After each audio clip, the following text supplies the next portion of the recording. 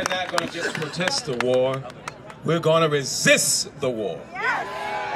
And right now, we know that our resistance moves in many ways. It knows no ethnicity. It knows no religion. It knows no boundary. It is indeed the people united, and it is intergenerational. And here to prove that point, here they are, the Raging Grannies.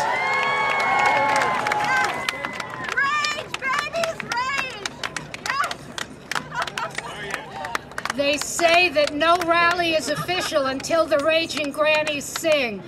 So, here we are from Florida, from Michigan, from New York, from New Jersey, and we'd like to dedicate our song today to our sister, beloved Granny D.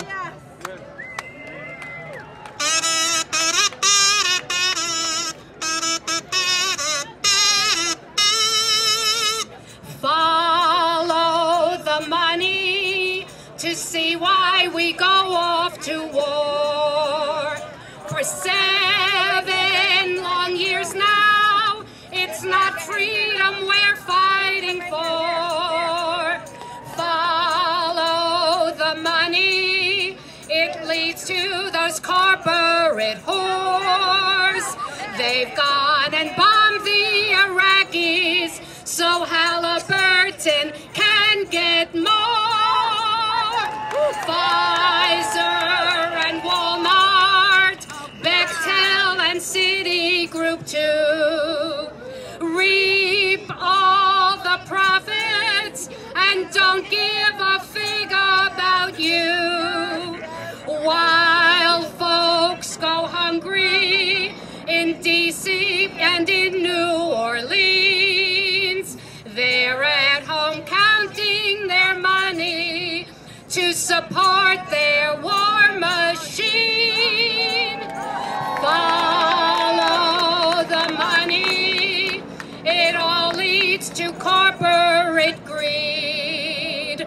The poor and the homeless, when will they get what they need? Big money interests dictate our government's plan. It's time now to take back our country and give folks a helping hand. And give them the money they need. To hell with the bankers who suffer from terminal greed. We've got to stop them and all those who profit from war. Yes, we will follow the money. Let's buy peace instead of war.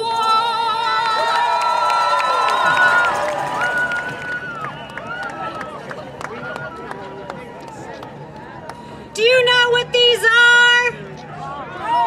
These are killing machines, killing hundreds of people in Pakistan, Afghanistan, and Iraq. And guess who's paying for them? You are! How do you feel about that? That's why today we're saying U.S. out of Iraq, U.S. out of Afghanistan, and U.S. out of Pakistan. So there's a company that makes these killer drones, and one of them is Northrop Grumman, and guess what? The city of D.C. is about to give $25 million of our taxpayer money to bring Northrop Grumman's headquarters to Washington, D.C. Do you think that's a good use of our money? Would you rather see the money go for jobs and health care and things we need? Okay, so we're going to ask you to help us today. Get out your cell phone and put this very simple number in and make one simple call on Monday to the D.C. City Council and say, don't give our money away to a war profiteer.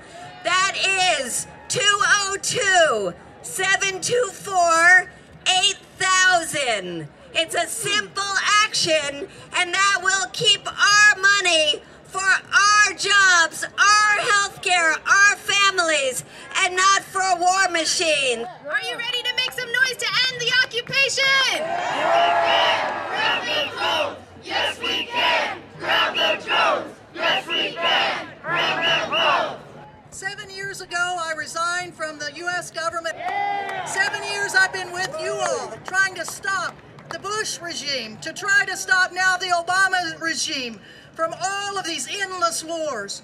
I have with me on the stage 3 people who have suffered greatly because their children have been killed in these wars. Juan, whose son, John, was killed in Afghanistan. Drugs and Death at Bagram is a new documentary about the costs of war, the costs that we as veterans know about, the costs of suicides by drugs. We have Gloria, whose daughter Bianca was killed in a U.S. military base in the United States, and 2 years later we still don't know who stabbed her to death.